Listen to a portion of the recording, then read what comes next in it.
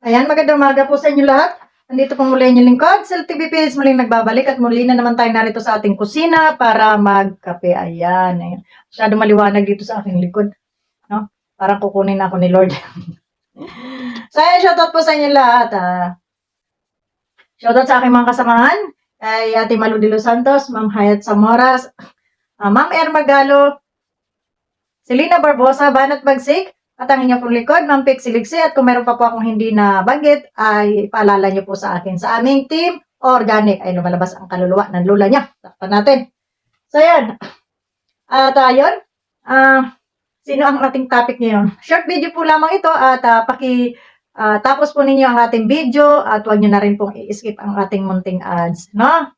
Short video lamang po ito. Ito ay patungkol lang naman po kay Ma'am Beth, na kung saan ay nanonood ako ng kanyang mga latest vlog, latest upload or live sa kanyang Facebook page.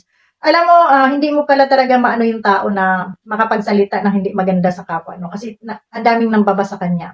Ang dami pong nambaba sa kanya at kaya pag nabas siya, doon siya nagtitrigger, no? Doon siya nagsasalita ng panlalait sa ating kapwa, no? Panlalait. Ito po ay hindi naman para totally patungkol lamang dito kay Ma'am Beth, kundi ito ay para sa pangkalahatan. Na sa ating mga Pilipino, typical na yata sa atin yung pag may nakita kang andun kagad yung mga panglalait, no? Andun yung panglalait, andun yung panghusga, andun yung pagmamalaki sa kapwa na keso nakakaangat ka ganon. Ang problema lamang dito kay Ma'am Beth ay masyado siyang mayabang yun. Ang sabi ng iba mayabang daw, nagme-message sa akin. Sabi niya, "Oy, ang yabang-yabang kasi niya. Ang sama ng ugali niya." So, siguro minsan hindi niya na rin napapansin na ganun yung kanyang ugali dahil sa marami ang nambabas sa kanya, no? At minsan talaga lumalabas sa tao yung yabang, lalo na pag tingin natin na medyo nakakaangat-angat tayo sa buhay, no? Pero hindi naman lahat. Mayroong mga tao na, yung mga kaibigan ko, talagang mga down to earth naman sila, no? Kahit sila ay mapipera, marami silang natutulungan. Mayroon akong isang kakilala na magsabi ka ako na yung nahihiya, no, na kahit nga sabihin ikwento mo lang, andyan ka agad siya, naka-action, hindi ka man manghingi ng tulong, so, yun po.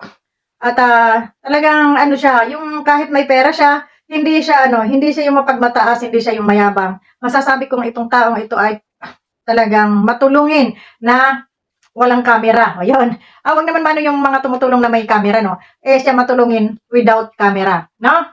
So, yun yung kanyang karakter. Ito po yung aking isang kaibigan. So, parang ako, no? Kung ano man yung meron akong konti, ayan, hindi na kailangan nating i-broadcast pa. Pero dito sa mga vlogger, at kailangan po nila yung video. Kaya doon sa nag-ano ng mga poverty porn, hayaan nyo na sila na tumutulong sa kapwa nila. O sabihin na natin nagagamit yung ating mga mahihirap na mga kababayan. Pero ito ay natutulungan din naman nila. Kaya yun na lang yung tingnan natin, yung pagtulong na lang nila, no? So, balik tayo kay Ma'am Beth. Pasensya na kayo dito sa aking nasa uluhan.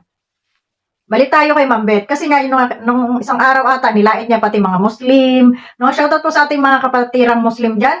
At basta tayo Pilipino, ano man ang ating lingwahe, ano man ang ating pananaw, tayo ay Pilipino. No? Yun.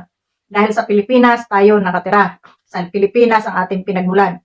So, yun. Wala po tayong na i-down yung kanilang kultura, no? Yung kanilang wala tayong karapatan ganon. Respetuhin po natin kay Muslim, kay Kristiyano man yan, respetuhin po natin, no? So, yun lang. Marami na namang nagalit kay Ma'am Beth dahil sa pagsasalita niya ng hindi maganda dito sa mga Musliman, sa ating Muslim na mga kababayan, ano?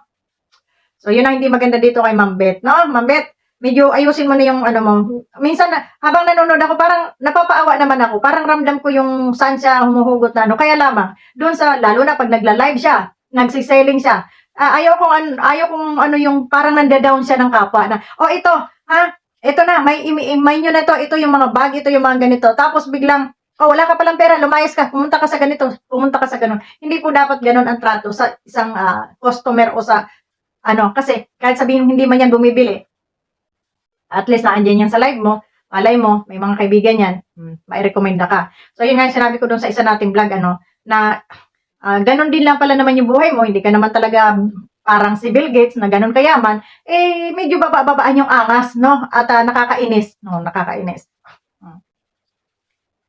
So, ayun. At sabi nga niya, marami daw nababasa kanya na siya raw ay tinawag na si Karya. Si Karya. Tinawag daw siyang si Karya kasi nga hindi na raw siya nagbibihis, hindi na raw siya nagsusuklay, at baka nga hindi nga naghihilamos. So minsan ako ganyan din, hindi ako naghihilamos at harap na kagad dito sa camera kasi nga tayo ay may trabaho, tayo ay nagmamadali habang nagkakape. Ito yung kape ko, nalamig na, ay tayo nagkukuda at tayo ay medyo kapos sa oras, no? So yun, marami raw nababasa kanya ng ganon, na mukha na raw siyang si Karya at sabi niya, ano daw yung Karya, yung daw taong kulang-kulang na hindi nanunuklay at saka hindi nagbibihis. So, kaya natitrigger din siya. Tapos, iyon, binabalik niya sa tao na ganon, tsaka nagmamaldita siya, yung ugaling ganon. Kaya lang, dapat yung mga ugaling ganon, hindi na nila pinapakita dito sa social media kasi nga, ay online seller sila. Oh, di ba? Kung wala mang pera yung iyong wag ka na magsalita na hindi maganda ha. Lola Karya. Si Mami Karya. Ito si Mami Karya. Ibahin na natin yung kanyang pangalan at siya na mismo nagsabi na si IC Karya. Ito naman napapag-usapan lang. Meron naman nagsabi diyan.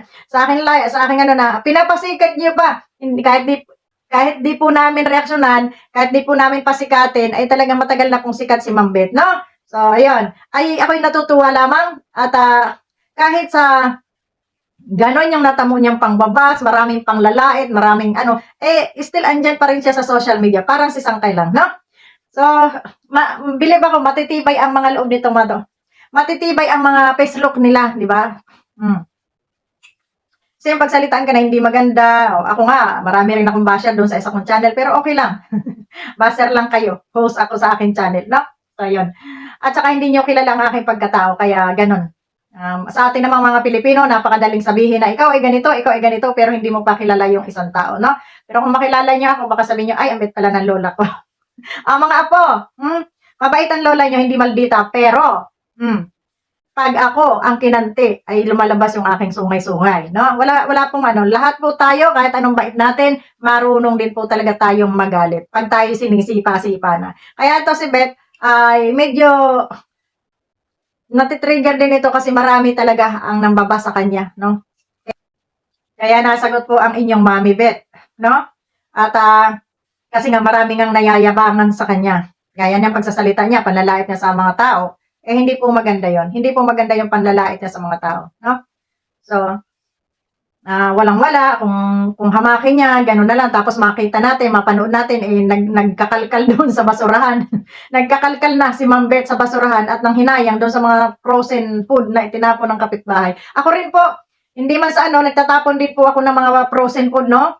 At kasi itong aking asawa, bili ng mga meat na yan, mga pork na yan, inilalagay lang po dyan sa freezer namin sa labas. Tatatlo lang naman kami. Inaabot na po ng taon, hindi naluluto, no?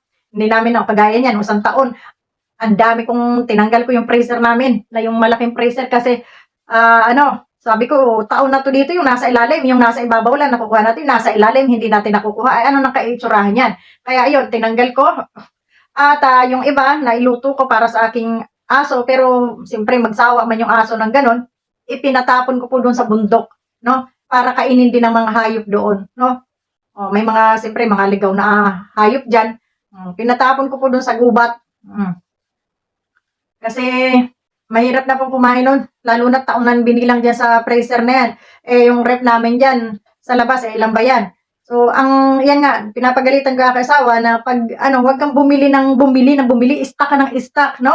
Ang hirap, anuhin yan yung nasa pinaka-ilalim ng freezer, hindi mo na mahukay doon sa ilalim kasi yung freezer po namin, yung plat, ayan, 2 plat na ganyan. Kaya, ayun, bili siya ng bili. Ang lang natin, siyempre, nauuna yung nasa ibabaw, yung mga bago. Pero yung nasa ilalim, natambakan, ay yun, hindi na po natin nagagamit. Kaya, malamang, ma-expire din yan. Siyempre, kahit nasa freezer yan. Kaya, naitapon. Ito si Ma'am Beth, nangalkal. Siguro tinapon ng matanda. Dahil matagal na sa freezer, pati freezer, itinapon na. Ganon po dito.